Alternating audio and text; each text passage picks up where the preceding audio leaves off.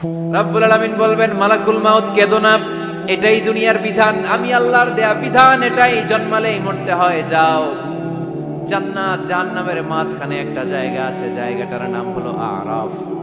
এই আরাফের মধ্যেখানে যে দাঁড়াও, ওখানে যে মালাকুল মাউত কাঁপতে থাকবে। মালাকুল মাউত বলবে, আল্লাহ সৃষ্টির শুরুতে যদি জানতাম, সৃষ্টির শুরুতে যদি জানতাম সবাইকে মৃত্যুদান করার পরে, রূহ কবজ করার পরে আমাকেও মরতে হবে, তাহলে এই কঠিন দায়িত্বের ব্যাপারে আপনার কাছে ক্ষমা চাইতাম। আজকে আমারও যে ভাগ্য বরণ করে নিতে হবে সৃষ্টির শুরুতে, আমি এটা কল্পনাই করতে পারিনি।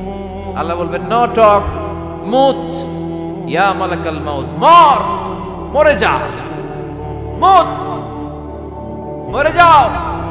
বলার সাথে সাথে মালাকুল মাউত এক বিকট চিৎকার হাঁকিয়ে মরে যাবে। মালাকুল মাউতের চিৎকারটা সেদিন এত ভয়ঙ্কর হবে, বিষ্ণু ইসা ইসলাম বলেন, ওই চিৎকারের আওয়াজ যদি পৃথিবীর মানুষেরা কান দিয়ে শুনতে পেত, তাহলে কিয়ামত সংঘটিত হওয়ার জন্য আলাদা করে ইসরাফিলের সিঙ্গার প্রয়োজন হতো না। ওই চিৎকারের আওয়াজে প্রতিটা মানুষ কানের পর্দা ফেটে ওই জায়গায় লাশ হয়ে পড়ে যেত। এবার ডানে বায়ে সামনে পেছনে উপরে নিচে কেউ নাই, একজন ছাড়া, জোরে বলতে হবে তিনি কে? আল্লাহ তখন পৃথিবীকে একটা ডাক দিবেন, বলবেন, ইয়া দুনিয়া আইনা আনহারুকি, এই পৃথিবী তোর নদীগুলো কোথায়? ইয়া দুনিয়া আইনা আশজারুকি, এই পৃথিবী তোর গাছগুলো কোথায়? বটতলা। ইয়া দুনিয়া আইনাল জিবাল, তোর বড় বড় মাউন্ট এভারেস্ট পাহাড়, আলাস্কা পর্বতমালা, আলপস পর্বতমালা, এগুলো কোথায়? তুর পাহাড় আজকে কোথায়?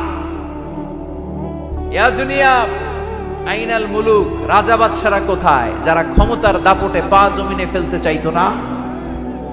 আইনাল জাবাবেরা, অত্যাচারী স্বৈরা শাসকগুলো আজকে কোথায়? কোথায় আজকে? কোনো আওয়াজ নাই।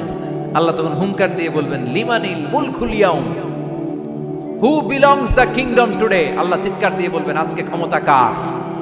আওয়াজ করে বলেন, সেদিন ক্ষমতা কার? আল্লাহ সেদিন প্রশ্ন করে নিজেই নিজের প্রশ্নের উত্তর দিবেন, লিমানিল মুলকুল ইয়াউমা লিল্লাহিল ওয়াহিদিল কাহ্হার। সেদিন ক্ষমতা দুনিয়ার কোনো রাজার নাই, কোনো বাদশার নাই, কোনো স্বৈর শাসকের নাই, কোনো সুলতানের নাই, কারো নাই। সেদিন ক্ষমতা চলবে একজনের, তিনি কে? তার নাম হচ্ছে রহমান। তার নাম কি? আরো জোরে বলেন, কি নাম? এজন্য রহমান কারে বলে আজকে চিনতে পারছেন? তার দয়ার শেষ আছে? তার ক্ষমতার কোন কুল কিনারা আছে? তার ধনভাণ্ডারে কোনো কমতি আছে? এজন্য লা বিশাইইন মিন নিআমিকা রাব্বানা নুকাযযিবু ফালাকাল হামদ, we don't deny any of your mercy and blessings, all praises to you. আল্লাহ তোমার কোন নিয়ামতকে আমরা অস্বীকার করি না। আল্লাহ প্রথমে ধমক দিয়ে বলছেন, এই মানব জাতি আর জিন জাতি, আমার কোন নিয়ামতকে অস্বীকার করবি?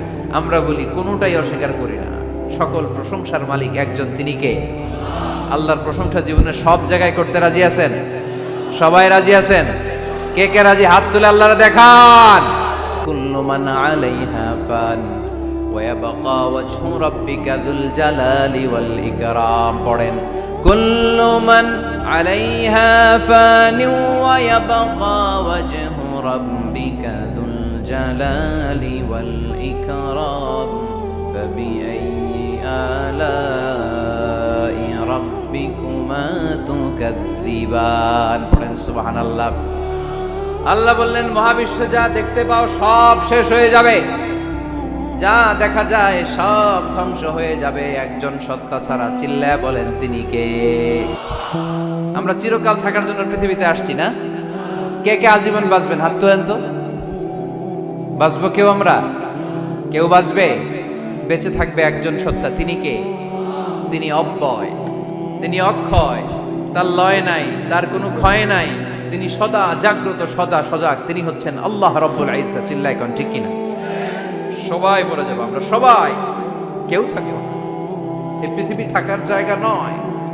কিয়ামতের সময় আল্লাহ তাআলা মালাকুল মাউতকে বলবেন, সবার রূহ কবজ করে ফেলো, সবার, কেউ থাকবে না, সবার রূহ কবজ হয়ে যাবে। আল্লাহ মালাকুল মাউতকে বলবেন, মালাকুল মাউত কি অবস্থা? বলবে সব শেষ। মাইয়াব্বা, কে বাকি? মালাকুল মাউত বলবে জিনেরা বাকি, যাদেরকে দেখা যায় না। আল্লাহ বলবেন জিনদেরকেও শেষ করে ফেলো, রূহ কবজ করো। মালাকুল মাউত আজরাইল জিনদের রূহ কবজ করবে। আল্লাহ এবার জিজ্ঞেস করবে, ইয়া মালাকাল মাউত আখবিরনি মা ইয়াবকা, এবার বলো আর কে বাকি? মালাকুল মাউত বলবে, আল্লাহ মানুষগুলো সব শেষ, জিনগুলাও শেষ, এবার বাকি ইবলিস শয়তান, ইবলিসও শেষ করো, ইবলিসও শেষ। আল্লাহ আবার জিজ্ঞেস করবেন, ইয়া মালাকাল মাউত মা ইয়াবকা, আর কে বেঁচে আছে বলো? মালাকুল মাউত বলবে, আল্লাহ আপনার কথা অনুযায়ী পৃথিবীর সব মানুষের রূহ কবজ করলাম, সব জিনদের রূহ কবজ করলাম, ইবলিসের রূহ কবজ করলাম, এখন আছে শুধু ফেরেশতারা। আছে কারা? যাও ফেরেশতাদের রূহ কবজ করো, ফেরেশতাদের রূহ কবজ হয়ে যাবে। এবার আল্লাহ জিজ্ঞেস করবেন, ইয়া মালাকুল মাউত আখবিরনি মা ইয়াবকা। মালাকুল মাউত বলবে, আল্লাহ আপনার কথা মতো ধরে ধরে সব শেষ, ফেরেশতাও শেষ, 4 জন ছাড়া। কয়জন ছাড়া? জোরে বলেন, কয়জন ছাড়া? ইসরাফিল, জিব্রাইল, মিকাইল, আজরাইল। আল্লাহ এই 4 জন আমরা বাকি। আল্লাহ বলবে, যাও ইযহাব ইনতালিক ইলা জিবরিল ওয়াকবাদ রূহা, জিব্রাইলের রূহ কবজ করো। ইযহাব ইলা ইসরাফিল ওয়াকবাদ রূহা, ইসরাফিলের রূহ কবজ করো। ইযহাব ইলা মিকাইল ওয়াকবাদ রূহা, রূহ কবজ করো। ওই 3 ফেরেশতাও শেষ। এবার আল্লাহ তাআলা জিজ্ঞেস করবেন, ইয়া মালাকাল মাউত আখবিরনি মা ইয়াবকা, হে মালাকুল মাউত আর কে বাকি আছে বলো? মালাকুল মাউত বলবে, আল্লাহ আপনার কথা মতো মানুষগুলো শেষ, জিনগুলো শেষ, ইবলিস শেষ, আমার বাকি 3 ভাই ইসরাফিল, মিকাইল, জিব্রাইলও শেষ, শুধু আমি, শুধু আমি। আল্লাহ বলবেন, কেউ নাই? মালাকুল মাউত বলবে, না আল্লাহ কেউ নাই। এবার আল্লাহ তাআলা বলবেন, মালাকুল মাউত তুমি তো সবাইরে মারছো, এবার তুমি মরো। এজন্য আল্লাহ কোরআনে বললেন, ওয়া মিন আয়াতিহি খালকুস সামাওয়াতি ওয়াল আরদি ওয়া ইখতিলাফু আলসিনাতিকুম ওয়া আলওয়ানিকুম ইন্না ফি যালিকা লাআয়াতিন লিল আলিমিন। নিশ্চয়ই আল্লাহ তাআলার অসাধারণ সৃষ্টি শৈলীর মধ্যে একটা সৃষ্টি শৈলী হলো আকাশ জমিন সৃষ্টি, আর একটা সৃষ্টি শৈলী হলো ভাষার ভিন্নতা, 3 নাম্বার সৃষ্টি শৈলী হলো গায়ের রঙের ভিন্নতা। সুবহানাল্লাহ। আমরা এখানে যদি 1 লক্ষ লোক হই, আমাদের একজনের গায়ের চামড়ার কালারের সাথে আরেকজনের মিল আছে? আমারটা একরকম, ওনারটা আরেক রকম, হুজুরেরটা আরেক রকম, হুজুরেরটা আরেক রকম, এই ছোট বাচ্চাটা আরেক রকম। একজনের স্কিনের রঙের সাথে আরেকজনের স্কিনের রঙের মিল নাই, একজনের চেহারার সাথে আরেকজনের চেহারার মিল নাই। এতগুলো ডিজাইন আল্লাহ পাইলো কই? সুবহানাল্লাহ কইতে মনে চায় না? এজন্য আল্লাহ বললেন, আল্লামাহুল বায়ান, আমি বয়ান শিক্ষা দিয়েছি, আমি তোমারে জিহ্বা দিয়েছি, চোখ দিয়েছি। আলাম নাজআল লাহু আইনাইনি ওয়া লিসানাও ওয়া শাফাতাইন ওয়া হাদাইনাহুন নাজদাইন। আল্লাহ বললেন, আমি কি তোরে চোখ দেই নাই, নাক দেই নাই, আমি কি তোরে জিহ্বা দেই নাই, আমি কি তোরে মনের ভাব প্রকাশ করার জন্য সুন্দর একটা ভাষা দেই নাই? সুবহানাল্লাহ পড়েন। তাহলে ভাষার মালিক কে? এ ভাষা নাজিল করেছে কে? এরপরে আল্লাহ বললেন, আশ-শামসু ওয়াল কামারু বিহুসবান, সূর্য আর চাঁদ এই দুইটাকে আমি বানিয়েছি হিসাব করার জন্য। এগুলা নিজ নিজ হিসাবে চলে, কেউ কারো গায়ে ধাক্কা লাগে না। জীবনে কোনোদিন শুনেছেন নাকি চন্দ্রের সাথে সূর্যের ধাক্কা? চন্দ্রের সাথে সূর্যের ধাক্কা লাগে 15 জন নিহত। শুনছেন কোনোদিন? লাশ-শামসু ইয়ানবাগি লাহা আন তুদরিকাল কামারা ওয়ালাল লাইলু সাবিকুন নাহার ওয়া কুল্লুন ফি ফালাকি ইয়াসবাহুন। প্রবল জ্ঞানী হইবে যাহারা, আপন জ্ঞানেতে বুঝিবে তাহারা। রাত্রি পারে না আগে যাইবার, দিনের স্থান করে অধিকার। সূর্য লাগে না চন্দ্রের গায়েতে, চন্দ্র বাঁধে না সূর্যের গায়েতে। যে যাহার স্থান দখল করিয়া ঘুরিতেছে আপন প্রভুকে ডরিয়া। ঠিক কি না? আকাশ জমিনে চন্দ্র সূর্য একটা সত্তারে ডরায়, চিল্লায় বলতে হবে তিনি কে? আবার আল্লাহ বললেন, ওয়াজআলাল কামারা ফীহিন্না নূরান ওয়াজআলাশ শামসা সিরাজা। রব্বুল আলামিন চাঁদকে বানিয়েছেন দ্যুতি স্বরূপ, সূর্যকে বানিয়েছেন জ্যোতি স্বরূপ। চাঁদের আলোর মধ্যে তেজ নাই, আছে, কিন্তু সূর্যের আলোতে তেজ আছে না নাই? চাঁদকে আল্লাহ অনেকটা বানিয়েছেন ডিম লাইটের মতো। কি লাইট? ময়মনসিংহে নাই না? ডিম লাইটে খুব গরম লাগে না? কোনো গরম লাগে? বরং আরাম লাগে, তাই না? কি সুন্দর ডিম লাইট, তো চাঁদ হচ্ছে ডিম লাইট। ডিম লাইট মিটি মিটি জ্বলে, এটা আকাশে টাঙিয়ে দেওয়া প্রাকৃতিক ক্যালেন্ডার, তাই না? কারণ এই ক্যালেন্ডার দেখে দেখে যেমনি আমরা কাজ করি, তেমনি চাঁদ দেখে আমরা রোজা রাখি, চাঁদ দেখে আমরা ঈদ করি, চাঁদ দেখে শরীয়তের সব কার্যক্রমগুলো পরিচালনা করে। চিল্লা এখন ঠিক কিনা? এজন্য বিশ্বনবী বললেন সুমু লিরুইয়াতিহি ওয়া আফতিরু লিরুইয়াতিহি, চাঁদ দেখে তোমরা রোজা রাখো, আবার চাঁদ দেখে রোজা ভাঙো। চাঁদের পালকিতে চড়িয়ে ঈদকে আমাদের জন্য নাজিল করে কে? চাঁদের পালকি চড়ে আসলো সবার ঘরে, আসলো খুশির ঈদ, বলো ঈদ মুবারক, ঈদ মুবারক, ঈদ মুবারক, ঈদ পড়েন, বলো ঈদ মুবারক, ঈদ মুবারক, ঈদ মুবারক, ঈদ। সুবহানাল্লাহ পড়েন। এজন্য আল্লাহ বললেন আশ-শামসু ওয়াল কামারু বিহিসবান, চাঁদ সূর্য তাদের নিয়ম মেনে চলে, এটা দেখে আমরা হিসাব করি। ওয়ান নাজমু ওয়াশ-শাজারু ইয়াসজুদান, বৃক্ষলতা তারকারাজি সবকিছু একটা সত্তারে সিজদা দেয়, তিনি কে? কিন্তু আমরা দেখি না। আমরা দেখি তারা যে আল্লাহরে সিজদা দিল, কে কে দেখছেন? গাছ যে আল্লাহকে সিজদা দেয়, কে কে দেখছেন? দেখি নাই, কারণ আমাদের ওই চোখ তো নাই। ওই চোখ থাকলে ঠিকই দেখা যেত, ঠিক কি না? অস্ট্রেলিয়া একটা শহর আছে নাম সিডনি, কি নাম? সিডনিতে একটা জঙ্গল আছে, ওই জঙ্গলে একটা গাছ to the right sense of, to the direction of কেবলা, কেবলামুখী হয়ে একটা গাছ মানুষের মতো রুকু করে আছে কেবলামুখী হয়ে। পত্রপত্রিকায় ক্যালেন্ডারের মধ্যে ছবিটা আছে না নাই? তার মানে গাছপালা আল্লাহকে সিজদা করে কি করে না?